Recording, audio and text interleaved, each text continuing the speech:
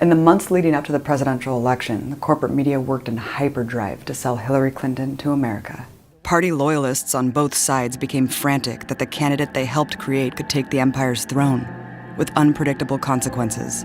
Amidst a curtain of unquestioning and sycophantic media coverage, a bombshell was dropped by Wikileaks just weeks before the election, exposing the inner workings of the Clinton clique. An ongoing series of thousands of emails from John Podesta, the chairman of Hillary's presidential campaign. While John Podesta is treated as just a well-meaning Clinton supporter who had his privacy unjustly exposed, he's actually one of the most powerful people in Washington, operating mostly behind the scenes, until now. John and his brother Tony are considered two of the most influential corporate lobbyists in the world. John has been dubbed one of Washington's biggest players by the New York Times, whose clients are going to get a blueprint for how to succeed in official Washington. And he's much more than just a millionaire lobbyist. He's also been the man behind Bill Clinton, Barack Obama, and Hillary Clinton.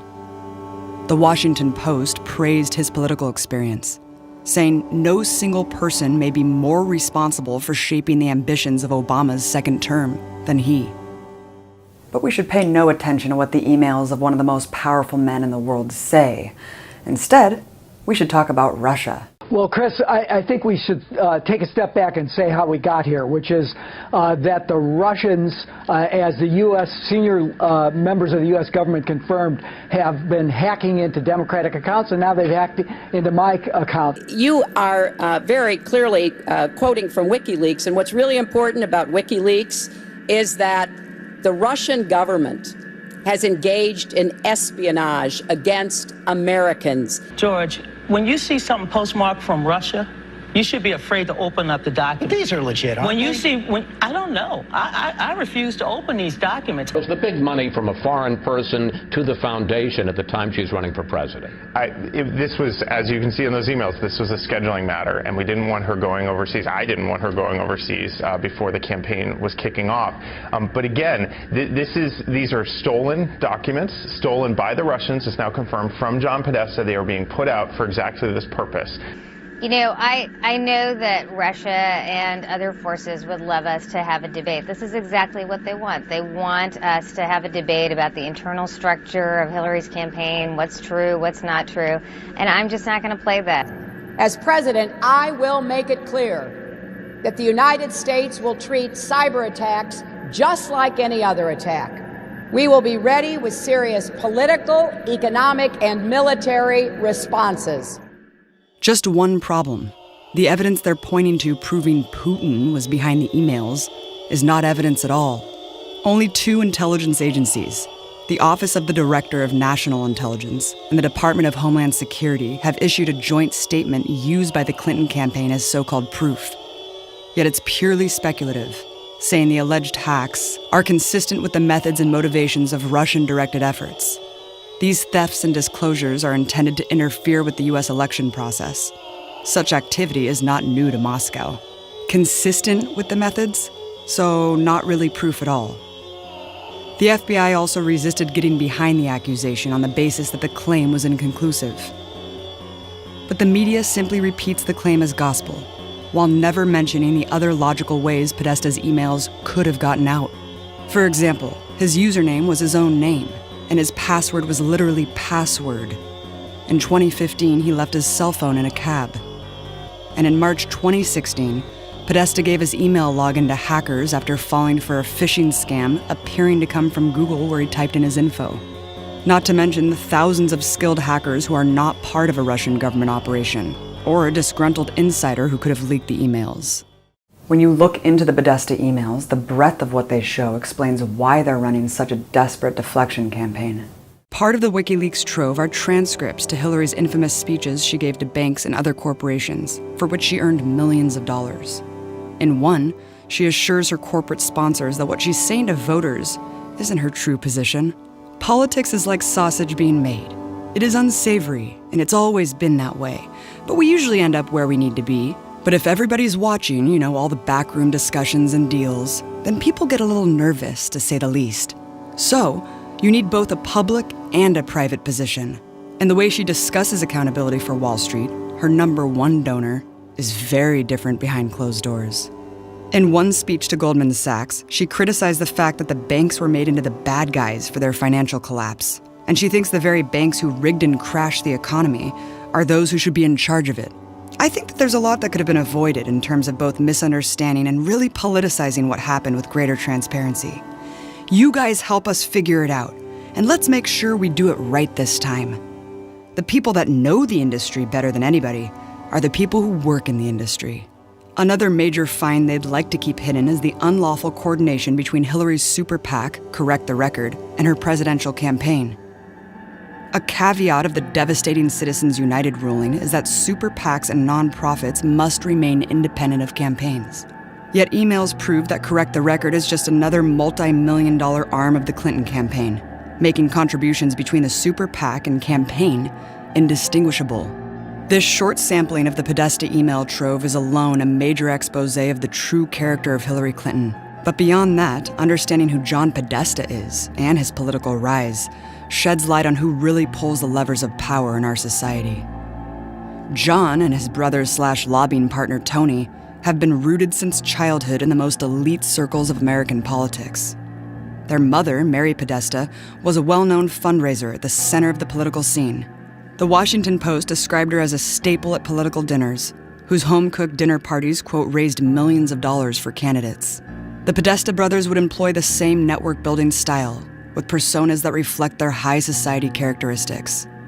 They're also both known for their fine dining culinary skills and deal-making dinner parties. Both are collectors of fine art, and are even known to have a competition between them of who has the better collection. You know, like most Americans do. Through the 70s, the young Podestas began building their political web. John first befriended Bill Clinton as an undergrad in college. Both brothers worked for Democratic Party campaigns in their younger years. With their growing political connections, also came business connections. Having accumulated a wide network of business and political insiders, the up-and-coming brothers founded the corporate lobbying firm, Podesta Associates, known today as the Podesta Group, in 1987. The brothers' relationship functions as different arms of a corporate lobbying beast. John's career put him inside the government, while Tony focused on the business side. The same year the brothers debuted their new lobbying firm, John became chief counsel for the Senate Agriculture Committee. And who was Podesta Associates' first corporate client? Genentech, a biotech company, which had a lot to gain from deregulating the agricultural industry. The Podesta Group then became the lead advocate for massive deregulation of the FDA on behalf of Genentech and other corporations. After Podesta was promoted by Bill to his deputy chief of staff in 1997, he and his brother's firm achieved a major victory. The Clinton administration signed the Deregulation Act the Podestas had been lobbying for. Podesta's rise in power came as he proved his loyalty to the Clinton team, becoming the cleanup guy for the Clintons' many shady scandals. Other than Bill Clinton's sex scandals, of which there were many, John Podesta found himself building the experience a Clinton partner would need, covering up their financial tricks and insider dealings. There was Hillary's insider trading scandal, where it was discovered that she used her powerful connections to turn a cool $100,000. She was aided by a Tyson executive in an apparent exchange for millions of state funds awarded to the corporation by Governor Bill Clinton, breaking many legal rules, but turning $1,000 into $100,000 overnight. When the scheme was uncovered, Podesta was called in to bury it. And then there was Whitewater, where both Bill and Hillary were subpoenaed. Again, with Bill's Arkansas governor connections, the Clinton couple was embroiled in a real estate scheme that involved hundreds of thousands of dollars in fraudulent loans. Of course, they counted on Podesta to run the cleanup operation. And his work did not go unrewarded. He was promoted to Bill's top assistant as chief of staff. It's no wonder that the Clinton scandal manager is currently at the top of the list to be Hillary Clinton's chief of staff too, after dutifully serving their first presidency. Throughout John Podesta's political rise, the Podesta Group swelled in funds.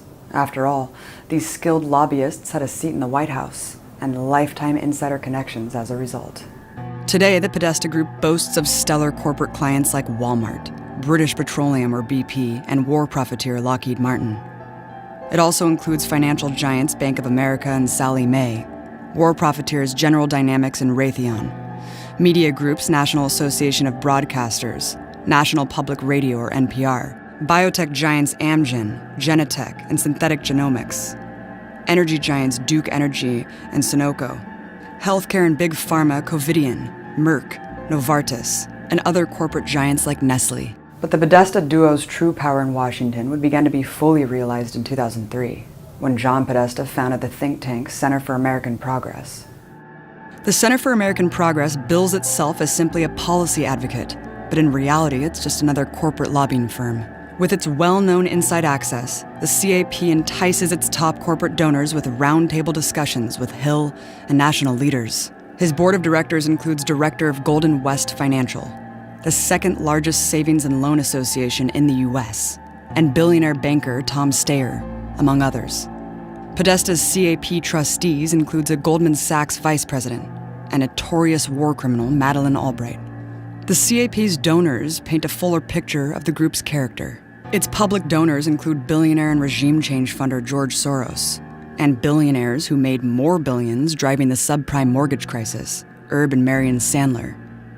They're joined by big banks of Citigroup and Wells Fargo, war profiteer Northrop Grumman, and America's health insurance plans. But as a so-called nonprofit, Podesta's Center doesn't have to disclose its donors.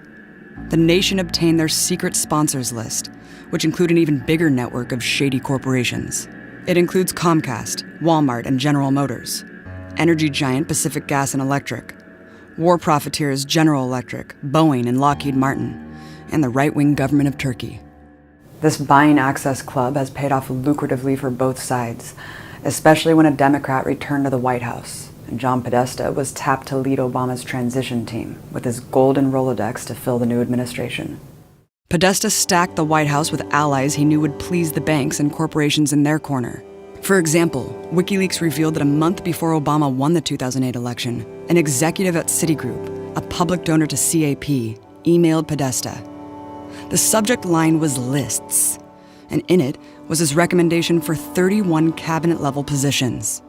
The exec, Michael Froman, wrote, "The lists will continue to grow, but these are the names to date that seem to be coming up as recommended by various sources for senior-level jobs." This random guy from Citigroup, offering who his banking partners thought should run the entire country, ended up being almost 100% accurate.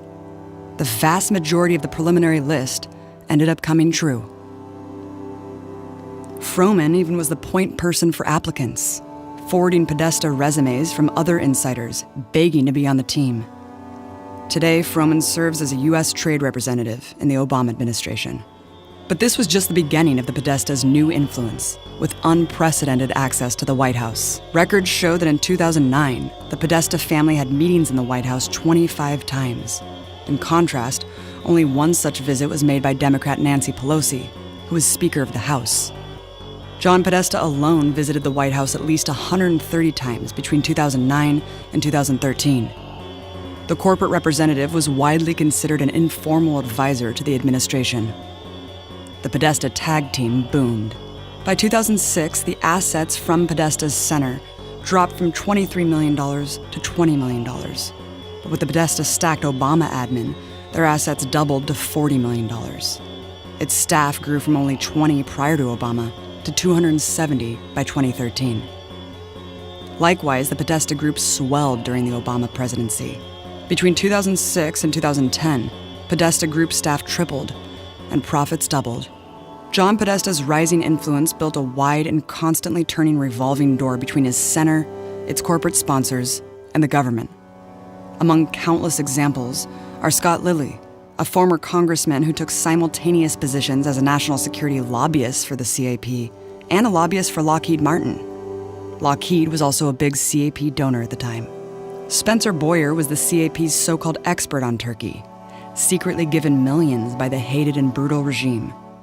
Boyer left that position to be Obama's Deputy Assistant of European Affairs, which, quote, develops and implements U.S. policy in Turkey. Rudy de Leon, Bill Clinton's former Deputy Secretary of Defense, became Director of Lobbying for Boeing, a major CAP donor, then Senior VP for National Security at the CAP. Today, Rudy simultaneously serves as a CAP lobbyist while on the Department of Defense Advisory Board and as a board member of defense contractor General Dynamics. Podesta's cash for favors mastery is most exemplified by his scheme during Obama's stimulus plan. The Center for American Progress had long lobbied on behalf of its renewable energy clients, who had a lot to gain from supposedly green reforms. In particular, big manufacturer of solar panels, weatherized homes, and so on. Podesta and the Center for American Progress were, of course, there to lobby for who should get the funds from Obama's stimulus. The CAP strongly advocated to direct stimulus money for a solar panel manufacturer called First Solar, a company that the CAP claimed no ties to. First Solar received close to $4 billion of the funds. But it was discovered afterwards that First Solar was actually part of the Center for American Progress's so-called business alliance of secret donors, a fact the center intentionally concealed. Steve Spinner, the Department of Energy's stimulus advisor who oversaw the transfer of funds to First Solar and other CAP clients, left his government job when the deal was done to take a seat as senior fellow of the CAP. Corporate lobbyist Jose Villarreal, whose clients include Walmart, Boeing, and Dow Chemical, simultaneously served on the board of directors for First Solar and the Center for American Progress during the stimulus payout. In 2015, he was appointed by Hillary Clinton as her campaign treasurer. John Podesta himself sits on the board of directors of an energy company and an investment firm who raked in massive amounts of green energy stimulus funds.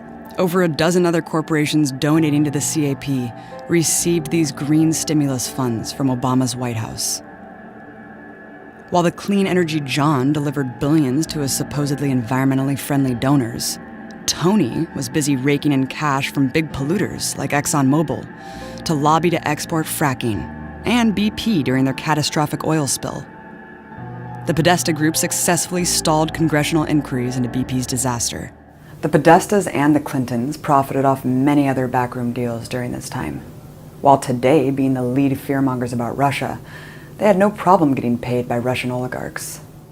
Apart from the Podesta Group working for Russia's biggest state-owned bank, John helped secure the Russian purchase of a massive mining company called Uranium One, which had required the approval of Hillary's State Department. Uranium One, with mining rights to 20% of uranium in the U.S., was owned by a good friend of the Clintons, Frank Giostra. Russian elites funneled millions to the Clintons, as well as $180,000 to the Podesta Group to grease the wheels. The sale was predictably approved. While campaigning in April 2015, Hillary started receiving backlash for this apparent pay-to-play from her State Department. That month, as recently revealed by Wikileaks, State Department official Jose Fernandez had written to Podesta saying he wanted to do all he could to help her campaign. 5 days later, Fernandez issued a statement saying he was responsible for the State Department approving the deal, and Hillary had nothing to do with it. Scandal averted. He's also on the board of Podesta's Center for American Progress. The value of the Podesta's access only grew when John Podesta became Obama's senior advisor in 2014. While having stepped down as the center's president, he retains control through its board of directors and his appointed successor, Neera Tanden. And while the center helps her sell the next so-called humanitarian intervention, it will also be working hard to protect their most important shared asset, brutal foreign dictatorships. The Podesta Group has been hired for lobbying by the murderous Maliki regime in Iraq and the loathed Mubarak regime in Egypt. Tony Podesta also lobbied for a Qatari fracking company. The Clintons have their share of ties too, receiving tens of millions of dollars in donations from the regimes of Bahrain, Qatar, United Arab Emirates, and Kuwait. But most scandalous is that one of the biggest donors to this supposedly progressive team is the Kingdom of Saudi Arabia, currently massacring dissidents in its own country, as well as thousands of Yemeni civilians. The Saudi regime funds the Clintons with at least tens of millions of dollars. And in 2015, the Saudi government also started paying $140,000 per month to the Podesta Group. Tony Podesta, who personally oversees the Saudi lobbying project, works to improve the image of the brutal Saudi regime. Even the appalling defense of the beheading of political dissident Sheikh Namir al-Namir. According to the New York Times, the Podesta Group supplied a statement that insisted al-Namir was a terrorist. John's arm plays a role too, of course. While not directly funded by the Saudis, the Center for American Progress runs pro-regime propaganda, touting so-called great reforms in Saudi Arabia. One would think that such a deeply corrupt buying of favors by corporations and foreign governments from the country's most powerful politicians would be a major news story. But the Podesta Clinton team has networks for that too. Trusted progressive website thinkprogress.org is actually owned by Podesta's Center for American Progress. While the site claims to have editorial independence, Wikileaks exposed how Podesta exercises editorial control. When a headline critical of Hillary Clinton appeared on the site, John wrote to his CAP partner Neera Tanden to have it changed. She responded, "I will. They are crazy leftists down there." Soon it was replaced with a new, neutral headline. But it's not just the organizations financially sponsored by Podesta's think tank that curate their messaging. It's every establishment reporter that wants to maintain their elite access with two of the most powerful families in Washington. Politico reporter Glenn Thrush consulted with Podesta himself before publishing a report on Hillary Clinton back in May 2015, writing, "Because I become a hack, I will send you the whole section that pertains to you. Please don't share or tell anyone I did this. Tell me if I effed up anything." "No problems here," Podesta responded. Maybe Thrush was worried that if he didn't eagerly please the campaign, he wouldn't be invited to the next secret Podesta Clinton fan bash. Podesta and his partners hosted several glitzy affairs designed to, quote, give reporters their first thoughts from Team HRC, as well as framing the HRC message and framing the race. The nearly 40 attendees to one of these cocktail parties included Politico's Glenn Thrush, Huffington Post, Vox, New York Times, Vice, Daily Beast, and heavy hitters on MSNBC and CNN.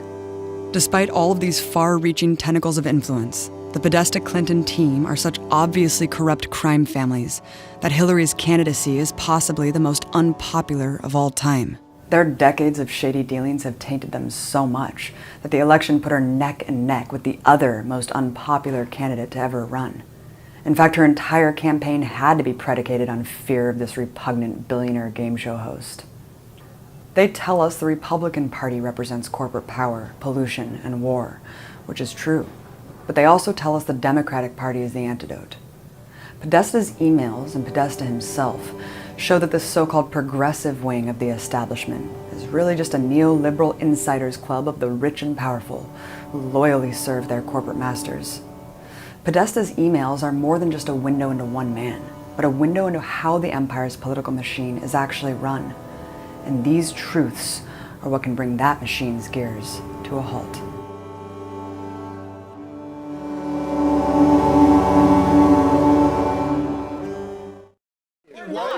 He won't let Hillary Clinton have the bad news cycle she deserves. Mary. Yeah, I'm sorry, but a lot of the media has just abandoned any pretense of impartiality here. You even had a front page story on the New York Times saying that they weren't going to cover Donald Trump fairly and almost being proud of it.